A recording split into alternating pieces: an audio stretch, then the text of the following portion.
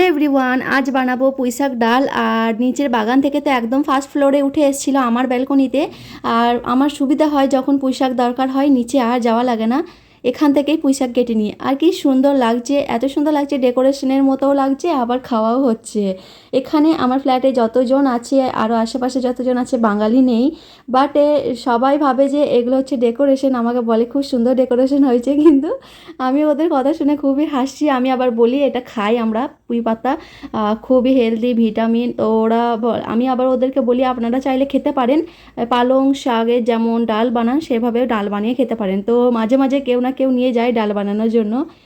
ঠিক আছে, এখন এদিকে আমি নিয়ে নিয়েছি হচ্ছে পুঁই শাকগুলো, তারপরে ভালো করে ফ্রেশ করে নিয়েছি আর কেটে নিচ্ছি।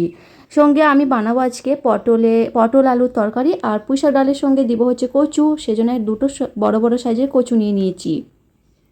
আচ্ছা, এখানে আমি পুঁইশাকগুলো এক একটা করে ডান্ডাগুলো যে ছিলকাগুলো আছে সেগুলো আমি তুলে নিচ্ছি। নইলে বেশি ভালো লাগে না খেতে, যেমন ওই তো সজনে শাকের ডাঁটা আছে না, সেভাবে লাগবে। সেই জন্য আমি সমস্ত ডান্ডার যে খোসা সেগুলোকে ছাড়িয়ে নিলাম। তারপরে আমি কেটে নিয়েছি ছোট ছোট সাইজ করে, আর কচুগুলোকেও আমি ছিলে নিচ্ছি।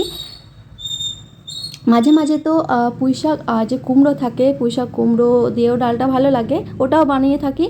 আর এই কচু দিয়েটাও কিন্তু ভালো লাগে। ঠিক আছে, এখন আমি পুঁইশাকগুলো একটা প্রেসার কুকারের মধ্যে দিয়ে দিয়েছি। তার আগে দিয়েছি হচ্ছে কিছুটা মসুর ডাল, পানি, পুঁইশাকগুলো আর সামান্য লবণ দিয়েছি আর হলুদ পাউডার।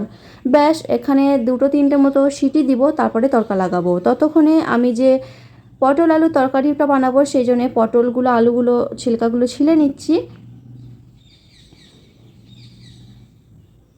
আগের বছরে তো আমি পুঁইশাকটা খুবই মিস করেছি, হয়নি, মানে পুঁইশাক বীজটা ছিল না, আর এখানে কিনতে পাওয়া যাচ্ছিল না, অনলাইনে সেরকম পাওয়া যাচ্ছিল না এই সাইডে।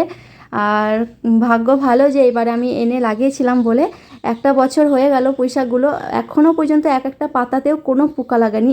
এখানে মাটি খুবই ভালো, আর বেশ অবাক লাগে, পুঁইশাকগুলো নিচ থেকে একদম উপর চলে এসেছে, তবু পাতাগুলো সব ফ্রেশ ছিল। আচ্ছা, ওইদিকে প্রেসার কুকারে ততক্ষণে ডালটা হচ্ছে, আর এইদিকে আমি চাড়িয়ে দিয়েছি হচ্ছে পটল আলু তরকারিটা। তার জন্যে তেলের মধ্যে সর্ষে তেল দিয়েছি, আর পটল আলুগুলো দিয়ে সামান্য লবণ দিয়ে হালকা ফ্রাই করে নিচ্ছি। তারপরে মশলা বানিয়ে নেব। পটল আলু তরকারিটা আমি কড়াইয়ের মধ্যেই বানাচ্ছি, চাইলেও প্রেসার কুকারেও বানানো যায়, কিন্তু মাঝে মাঝে কড়াইয়েও বানাই, আবার প্রেসার কুকারে একটা সিটি দিয়ে দিলেও হয়ে যায়। এদিকে পটল আর আলুগুলো আমার ভাজা হয়ে গেছে, আর ওইদিকে কিন্তু পুঁইশাক ডালটাও সিটি দিয়ে দিয়েছে, একটু দমে রেখে দিয়েছি, তারপরে তড়কা দিব। আর পটল আলু তরকারিটা বানানোর জন্য পটল আলুগুলো তুলে রেখে সেই তেলের মধ্যে আরও একটু তেল অ্যাড করলাম। তারপরে কিছুটা দিয়ে দিচ্ছি পেঁয়াজটা ব্রাউন হওয়া অবধি ভেজে নিয়েছি। তারপরে আদা রসুন হামালদিস্তা করে থেতো করে দিয়েছি।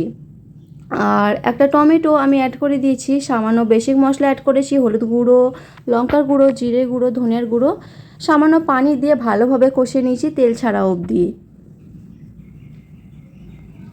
যে কোনো তরকারিতে মশলাটা যদি ভালোভাবে কষানো হয় তাহলে কিন্তু 100% টেস্ট হবেই সেই তরকারি। আর আমি দেখেছি কষানোর উপরই নির্ভর করে, আর মিডিয়াম টু লো আছে রান্না করতে হবে, তাহলেই কিন্তু তরকারিটা টেস্ট আসবে।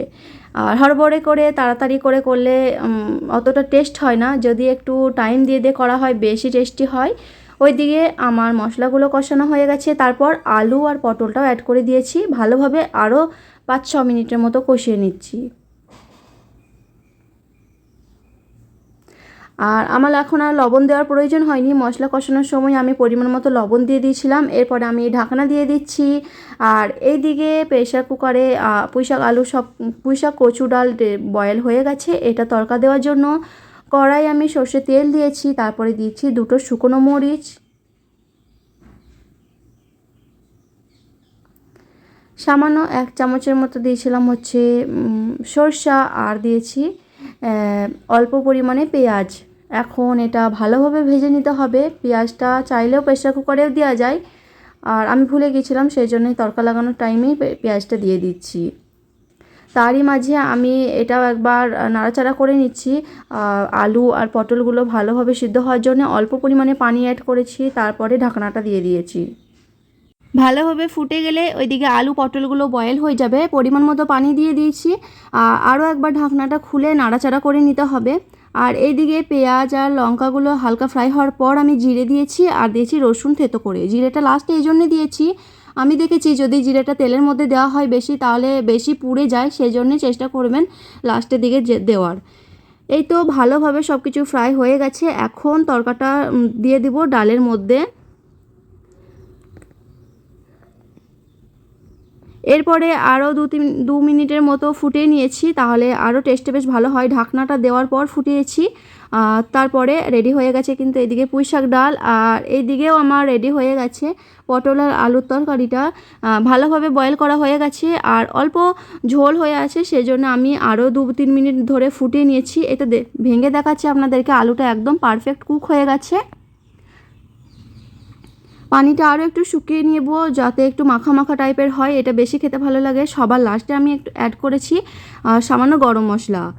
গরম মশলাটা দেওয়ার কারণে ফ্লেভারটা আরও বেশি সুন্দর লাগে।